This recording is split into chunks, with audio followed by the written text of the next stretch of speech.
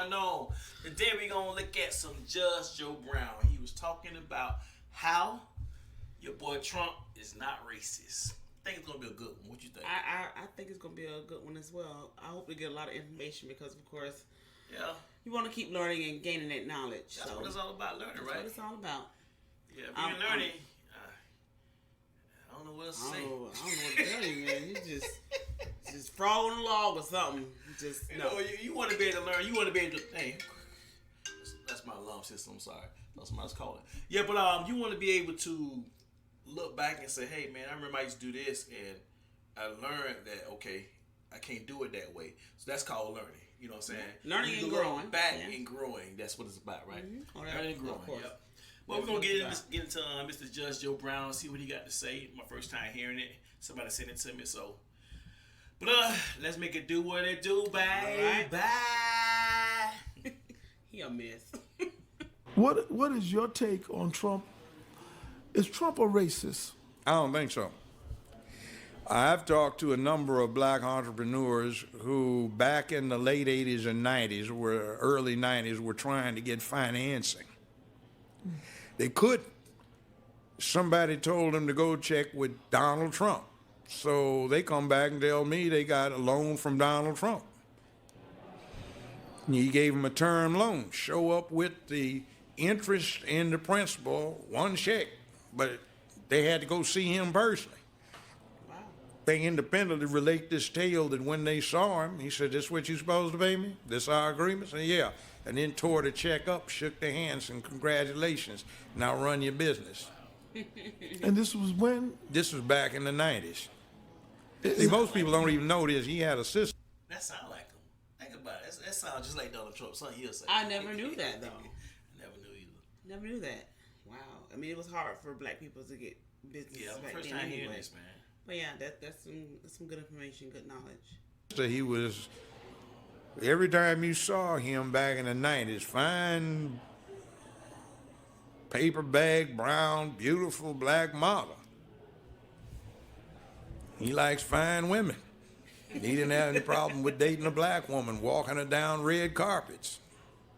So, I mean, she says he's not a racist. He just doesn't like many people, black or white. And he appreciates people who do stuff within their lane. Well, not stay in their lane, but where they choose to be, if they do it well, he admires them. Black, white, brown, red, yellow. Most people don't know this. He was the finance man behind Jesse Jackson's 2 runs for president. Wow. So, you know, he talks, but I don't mind somebody talking. I think we've gotten too sensitive to that. That's part of the effeminization of the country. I remember in junior high and high school, hey, man, I won't say nothing, man, but last night when I saw your mama, man, you don't know I was over there because you was asleep, man. But blah, blah, blah, blah. We ran the dozens. That was our sport. Mm-hmm. So we were used to talking about each other. Now, man, he talking about my mama, man. What's wrong with you? Mm-hmm. Do you think Trump will get reelected? I think he's going to get reelected. This impeachment mess we've got right now, there's a thing called the U.S. Constitution, and the Constitution says the president is the chief diplomatic officer of the United States. It puts no limits on his discretion. It simply says that if he comes up with any treaties, they have to be ratified by the Senate. If a treaty is ratified by the Senate, it becomes part of the supreme law of the land. The president and other elected and appointed officials are under oath required to follow the law of the land. The State Department, Secretary of State are part of his cabinet and are essentially advisors to the president. He's the boss. So what he does relative to Biden is simply what is allowed and mandated by the Constitution, specifically Article 1, Section 8, that says the president is charged with, quote, enforcing the law of nations. We have an Interpol treaty with various European states and also one specifically with the Ukraine that requires that we basically investigate, apprehend, prosecute, extradite criminal elements and criminality. So Biden, out of his own mouth, and I've heard this tape twice, January this year, he says, 2019, he says, I guess I broke some laws, extortion. I told the Ukrainians if they didn't get rid of this, the prosecutor's name is Skola, the I think. Anti-corruption prosecutor. Yeah, he said if you don't get rid of him, we'd withhold $85 billion in loan guarantees. So his son, who had just been discharged for the military for being a junkie, had a drug problem, had no history in business. He affiliates with this, and at the time, Biden was in charge of the U.S.'s Ukrainian posture and relations. Obama had assigned him that. And by implication, he brought Obama into committing a crime in office, which is a felony. It's extortion. He committed one, extortion, by out of his own mouth, threatening to withhold $85 billion in loan guarantees if they didn't get rid of this prosecutor, who was zeroing in on that corporation that his son had just been hired to represent after. What in the mess? But the news isn't going to share that part. They're going to keep us in the dark. You better believe that. What in the? They're going to keep us in the dark. So a crime was committed prior to Trump even being in the seat, but he's the one that's being impeached. Yeah. Okay. I'm in the dark about this, you know. I Yeah. got to do a little research on it, but wow, it's deep. Biden Sr. had been assigned by the president the task of dealing with Ukrainian diplomacy. So son gets $18.5 million out of it, and he has no background other than a dishonorable discharge from the armed services for drug abuse. But Yeah. one last question. Do you think black people are missing an opportunity with Trump?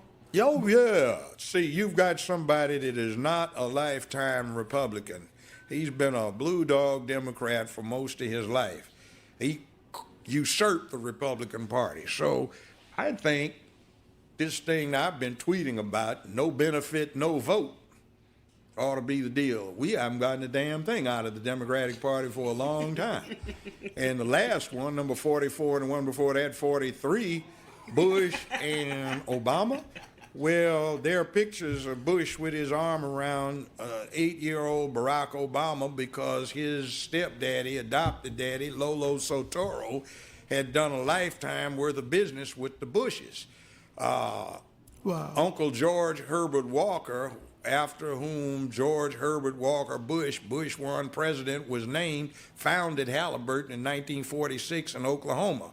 And Lolo Sotoro had been international executive vice president for Standard Oil. There was talk of him being a CIA asset. Well, in yeah, Indonesia. see, he ran the death squads for the Indonesian army. On his own call, anyone could be assassinated.